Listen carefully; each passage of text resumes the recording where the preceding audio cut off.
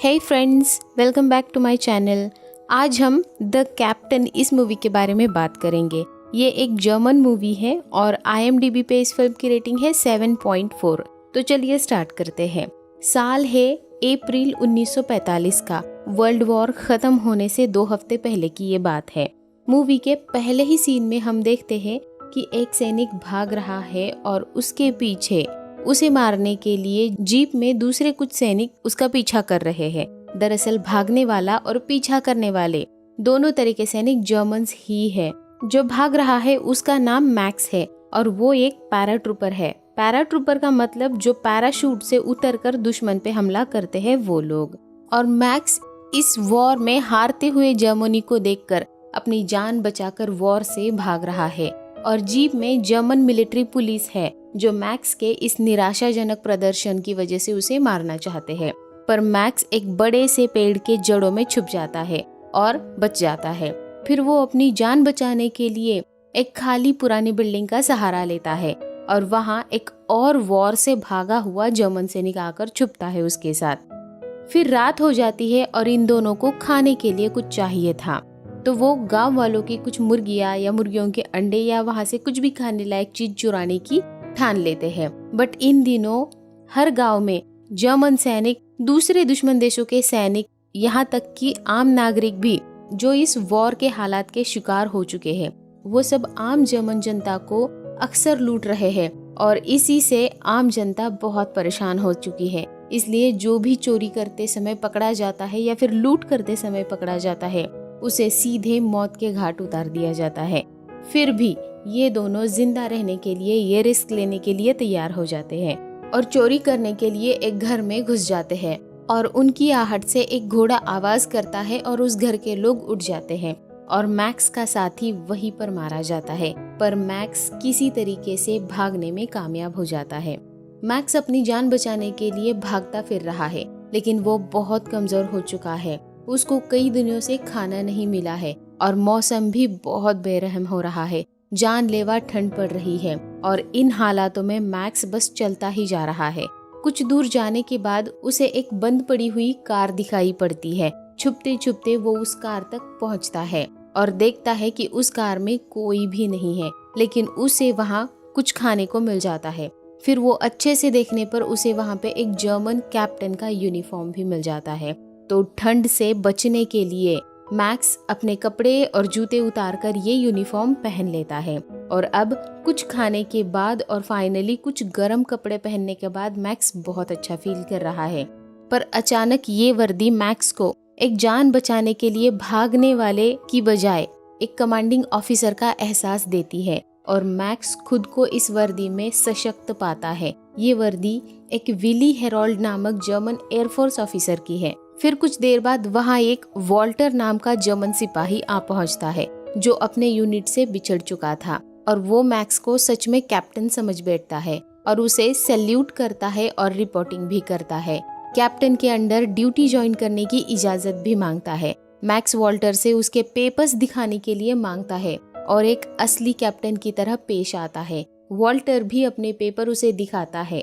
हमें यह समझ में आता है कि इन वॉर के हालात में हर कोई एक नेता ढूंढ रहा है जो इन्हें बता सके कि करना क्या है आखिर। फिर मैक्स वॉल्टर को कुछ फल खाने के लिए देता है और वो दोनों भी कार में बैठकर वहां से निकल जाते हैं और मैक्स चुपके से अपने फटे पुराने कपड़े और जूते खिड़की से बाहर फेंक देता है और फिर वो दोनों जा पहुंचते हैं एक गाँव में, वहाँ एक छोटे से होटल में। वहाँ के लोग ऑलरेडी लुटेरों से बहुत ज्यादा परेशान हो चुके हैं, इसीलिए वहाँ इन दोनों का कोई भी खास स्वागत नहीं करता है। पर मैक्स मतलब कैप्टन हेरोल्ड जो अब यूनिफॉर्म पहनने के बाद वो बन चुका है, उन्हें लूट में उनका जितना भी नुकसान हुआ है उसकी भरपाई करने का वादा करता है और लोगों की लूटी गई चीजों के लिस्ट बनाता है और उसके बाद खाना खाता है। रात में वो लोग एक खाना चुराने वालों को पकड़कर मैक्स के पास मतलब कैप्टन के पास लेकर आते हैं और कैप्टन हेरोल्ड उसे गोली मारकर खत्म कर देता है। अगले दिन कैप्टन हेरोल्ड और वॉल्टर दोनों भी वहां से निकल जाते हैं। आगे उनको एक फार्म हाउस मिलता है।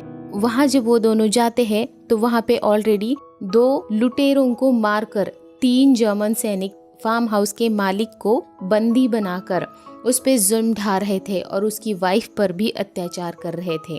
और जब कैप्टन हेरोल्ड वहां पहुंच जाता है तो उसे देखकर वो तीनों सैनिक सैल्यूट करते हैं, क्योंकि उनको भी मैक्स सच में एक कैप्टन है यही लगता है।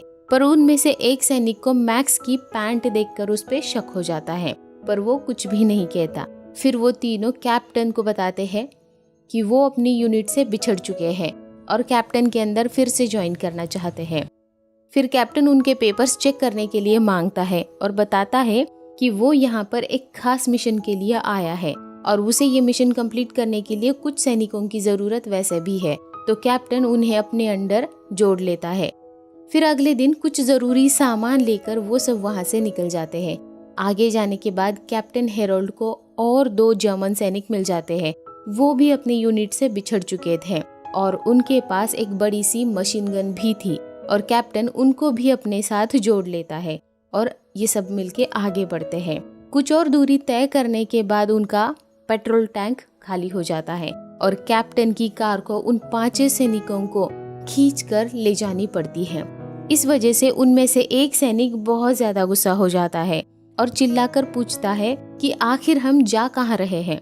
तो कैप्टन कहता है कि हमारी पोस्टिंग की जगह सीधे आगे है। तो वो गुस्सैल सैनिक अपनी गन निकालकर कैप्टन पे तान लेता है। एग्जैक्टली तभी पीछे से एक गाड़ी आती है जिसमें जर्मन सैन्य पुलिस है। वो इन सबको लाइन में खड़ा करके इनके पेपर्स चेक करने के लिए दिखाने के लिए मांगते हैं और कैप्टन से भी गाड़ी से उतरकर उनके पेपर्स मांगते हैं। तब कैप्टन उस सैनिक पर बहुत गुस्सा हो जाता है और कहता है कि एक एयरफोर्स कैप्टन से तुम एक क्रिमिनल की तरह बात नहीं कर सकते हो। तुम्हारे इस अपमान भरे व्यवहार को मैं कभी बर्दाश्त नहीं करूंगा और उसके ग्रुप के कैप्टन से बात करने के लिए कहता है। तब मिलिट्री पुलिस कैप्टन, जिसका नाम है शिंचर जोसेफ, कैप्टन से बात करने आता है और कैप्टन हेरोल्ड जोसेफ से उसके मार्चिंग ऑर्डर्स दिखाने के लिए कहता है और साथ ही ये भी कहता है कि कैप्टन हेरोल्ड एक खास मिशन पर है जो खुद हिटलर ने उसे बताया है, जिसमें उसे लड़ाई के हालात का रिपोर्ट तैयार करने हैं और उन्होंने कुछ बहुत ही भयानक अफवाहें भी सुनी है और आखिर यहाँ हो क्या रहा है। ये सब सुनकर जोसेफ थोड़ा सहम जाता है। फिर कैप्टन हेरोल्ड कहता है कि मैं भी तुम्हारे साथ गश्त में शामिल होने के लिए आऊंगा। और फिर जोसेफ का ग्रुप और कैप्टन हेरोल्ड का ग्रुप दोनों एक साथ आगे बढ़ते हैं और एक प्रिजनर्स कैंप की तरफ जाने लगते हैं। प्रिजनर्स कैंप में वो कैदी रखे जाते हैं जो वॉर के दौरान दूसरे सैनिकों को पकड़े जाता है और उनको कैद किया जाता है। तो वो ऐसे ही एक प्रिजनर्स कैंप में जा रहे हैं। रास्ते में उन्हें चेक पोस्ट पर कैप्टन जंकर मिलते हैं। वो भी प्रिजनर्स कैंप की तरफ ही जाने वाले थे। सो जोसेफ कैप्टन हेरोल्ड की और जंकर की मुलाकात करवाता है। कैप्टन जंकर को कैप्टन हेरोल्ड पर शक हो जाता है, पर जंकर को याद नहीं आ रहा है कि आखिर उसने हेरोल्ड को उर्फ मैक्स को कहाँ देखा है।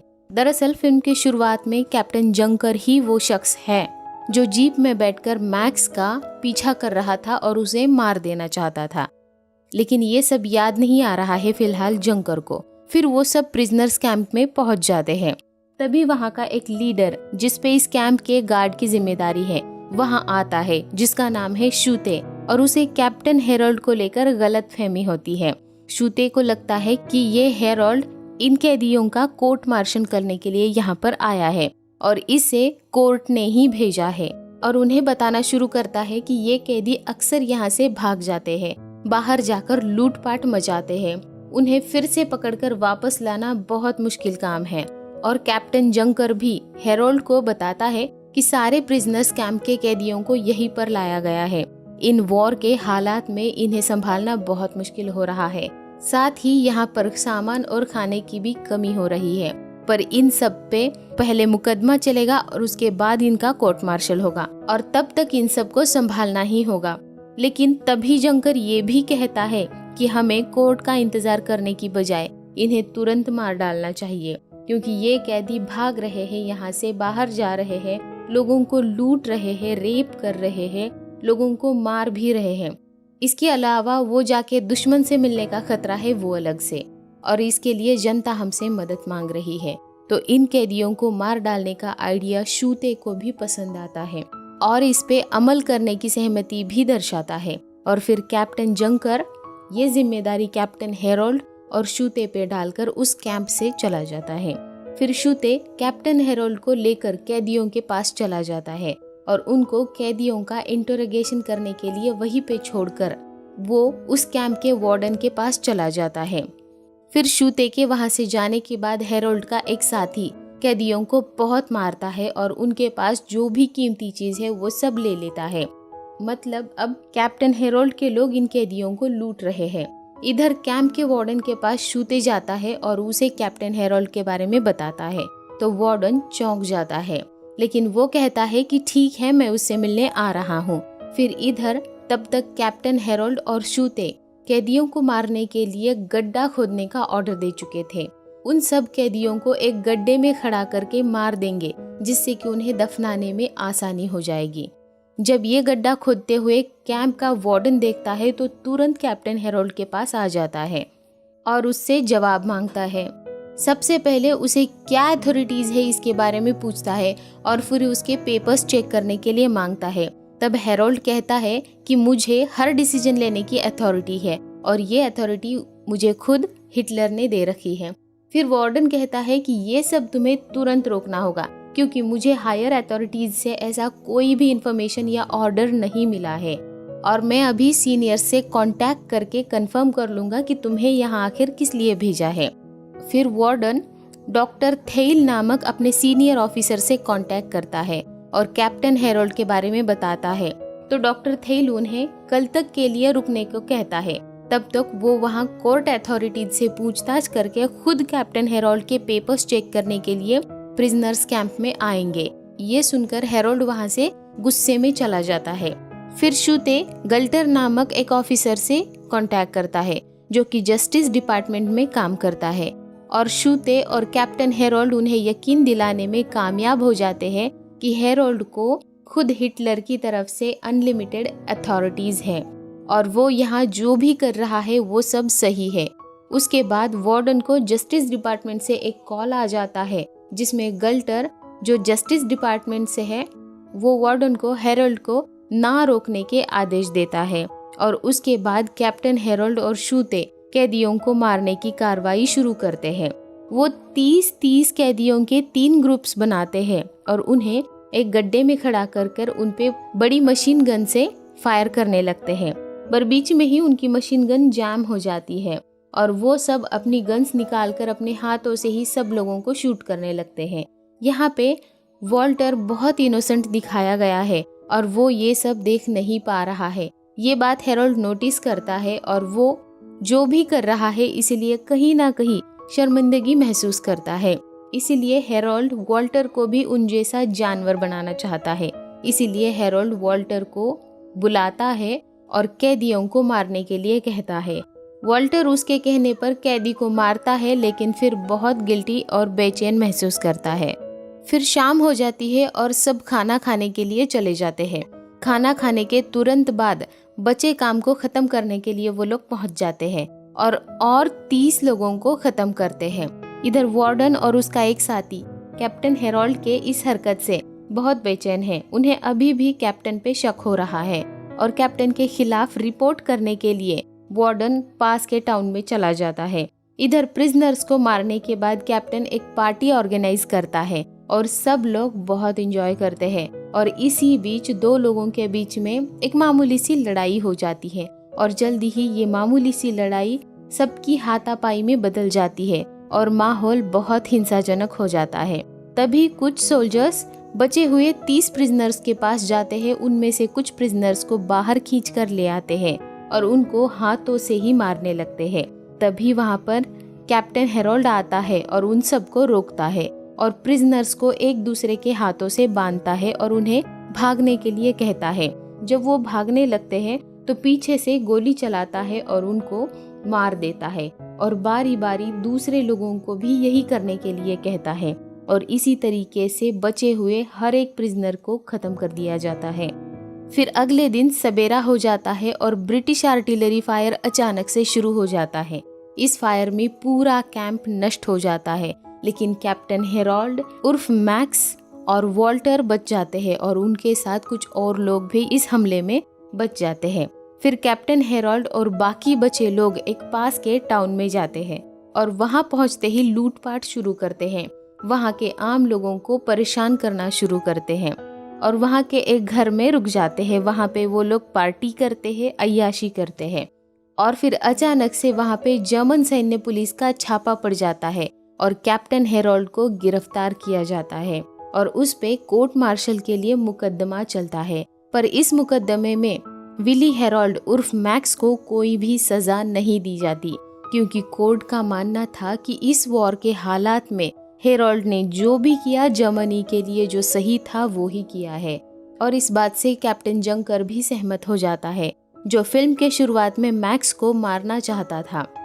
उसका कहना है कि हेरोल्ड ने अद्भुत लीडरशिप का प्रदर्शन किया है इन दिनों और हेरोल्ड में एक अद्भुत डिसीजन मेकिंग एबिलिटी भी है और ऐसे जवानों की जर्मनी को सख्त जरूरत है।